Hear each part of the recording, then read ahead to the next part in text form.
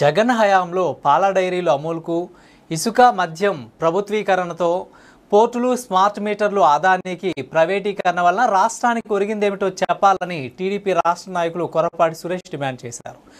Jaganmohan Reddy medical కాలేజీల పాలసీపై పేదల భవిష్యత్తు గురించి మాట్లాడడం ప్రపంచంలో 8వ వింత అని, గతంలో 5 మెడికల్ కాలేజీలు ఎన్నికలు సమీపించడంతో ఓట్ల కోసం పూర్తి స్థాయిలో మౌలిక సదుపాయాలు కల్పించకుండా ప్రారంభించారని, మిగిలిన కాలేజీలు కేవలం కాగితాలకే పరిమితమయ్యాయని, పేద ప్రజలకు వైద్య విద్య చేరువపై చిత్తశుద్ధి ఉంటే ఎస్సీ ఎస్టీలకు రిజర్వేషన్ ద్వారా రావాల్సిన సీట్లు అమ్ముకొని అన్యాయం చేసినప్పుడు ఎందుకు స్పందించలేదని ప్రశ్నించారు.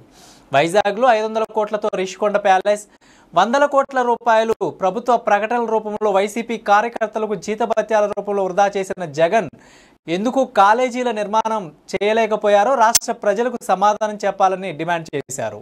మెడికల్ కాలేజీలు త్వరితగతిన పూర్తి చేసి ప్రజలకు అందుబాటులోకి తేవాలని, వైద్య విద్య చేరువ చేయాలని చూస్తుంటే చంద్రబాబు నాయుడుకు ప్రజల్లో ఆదరణ పెరుగుతుందనే దురాలోచనలతో ప్రజల్లో అపోహలు కలిగించేలా రెచ్చగొట్టి ప్రజలను కనుమరుగైపోతున్న వైసీపీ పార్టీ వైపు ఆకర్షించడానికి కేవలం జగన్ పొలిటికల్ స్టంట్ అని దుయ్యబట్టారు. వైసీపీకి రాబోయే ఎన్నికల్లో కూడా ఘోర పరాభవం తప్పదని కొర్రపాటి సురేష్ తెలిపారు.